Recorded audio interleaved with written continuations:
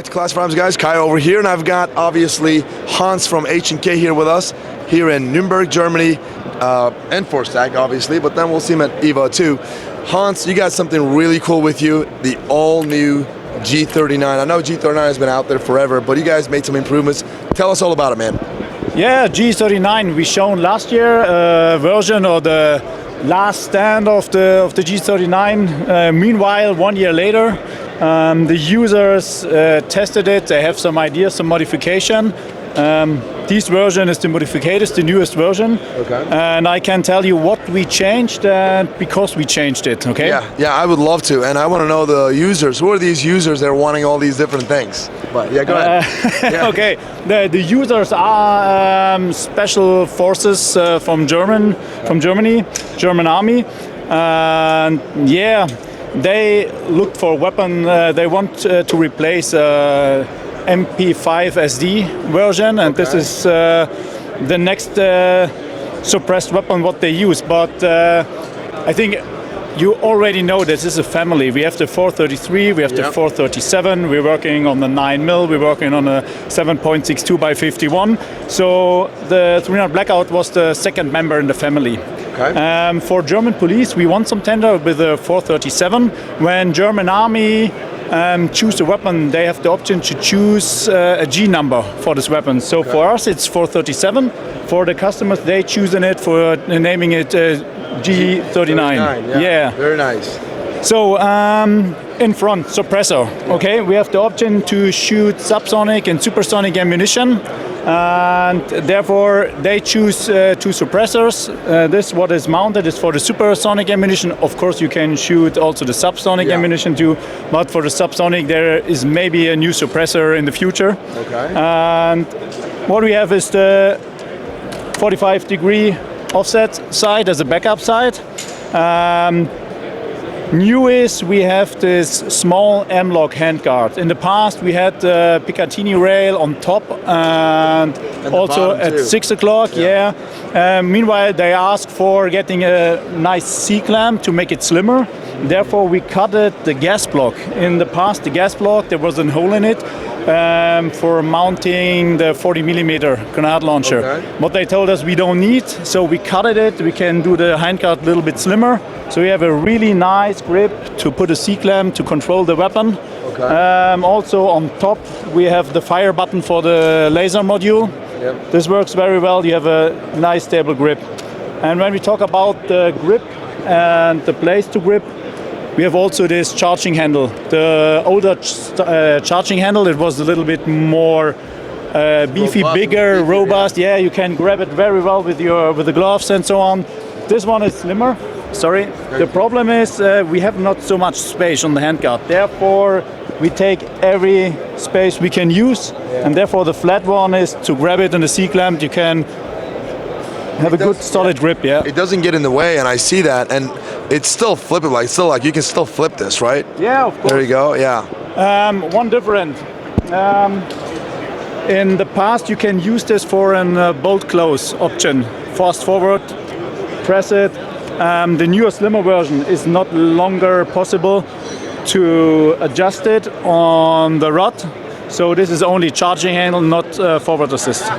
I see. Okay, gotcha. Yeah.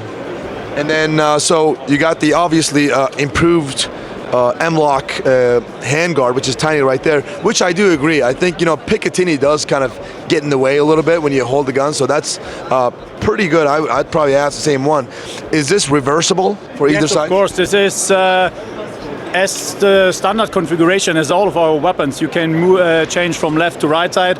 Also, when the weapon, you operate the weapon, shoot it, it does not cycle, so it's still in the forward position. Okay, so then if somebody wanted the old, bigger one, they could probably put that bigger one in there too. You can change it.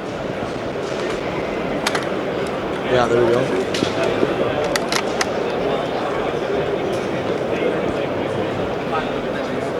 Take the bigger one, put it in.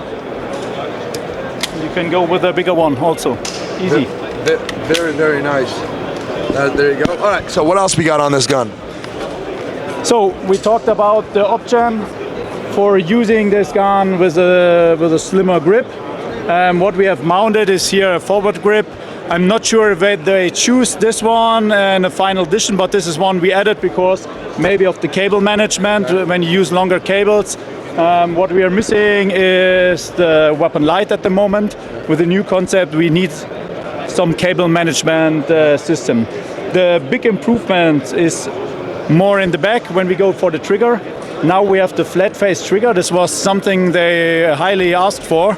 The standard trigger, it's really well to use. So this kind of trigger we have in all our assault rifles.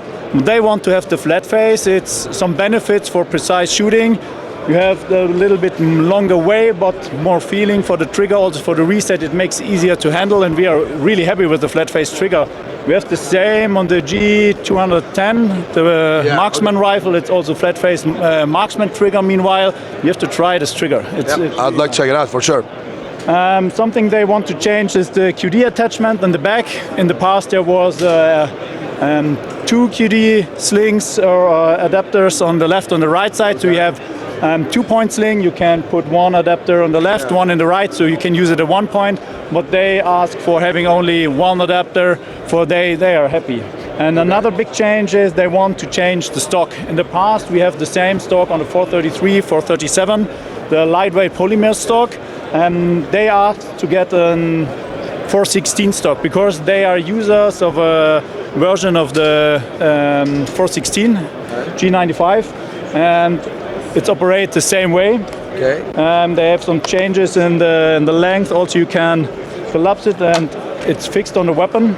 You can also shoot with the stock, also including the cheek rest, and no problem with the cases. Yeah, I know the old one, you guys had it locked over here with the brass deflector area. Now it's not.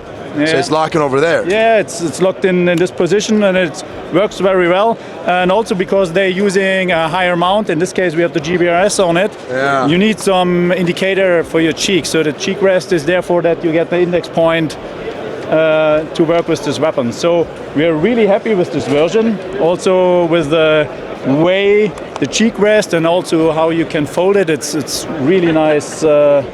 Really nice design. We're really happy with that. No, it's really awesome. So this is for the obviously German military special forces.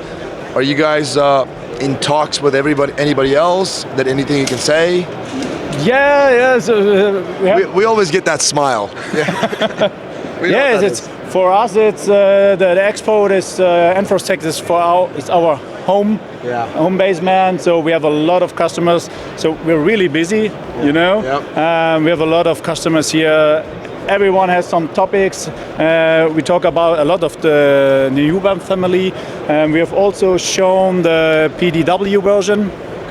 So, and every user has his own mindset how he wants to operate or how he wants to work with their weapon. We can't do anything, but we try our best. And I think the G39, this is a good example of what we can do, what is possible. And nice looking gun, isn't it? Yeah, it is an incredible looking gun. I love the color, and I love that H&K just goes out there and constantly listens to any customers and just keeps making these improvements.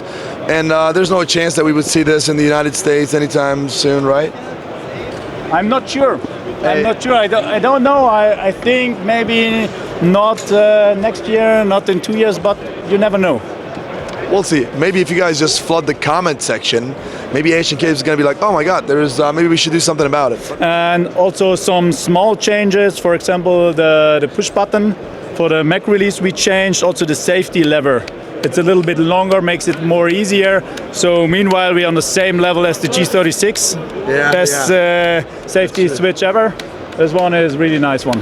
Very nice. Guys, check out obviously H&K, G39. Hans, thanks a lot for your time, man. Appreciate your giving this interview. All right, guys, before we end the video, we have to mention this. We got the H&K 433 PDW. Now, this is basically coming from the G36 platform. It's a little bit different than the G39 that we featured just now.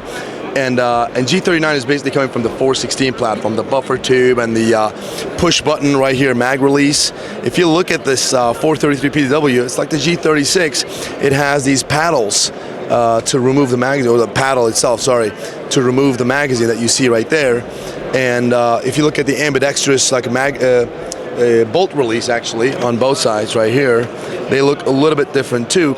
At the same time, if you look at the stock, it's a foldable stock, but it looks, again, completely different than the G39 that we just featured. So basically what H&K does is, if the customer is using 416 and they want to upgrade, G39 makes more sense because it's pretty much the same exact platform. But if the customer has the G36, then obviously this 433 PDW chambered in 556, by the way, makes perfect sense because they don't really have to train all that much to get used to this thing. That's about it. Now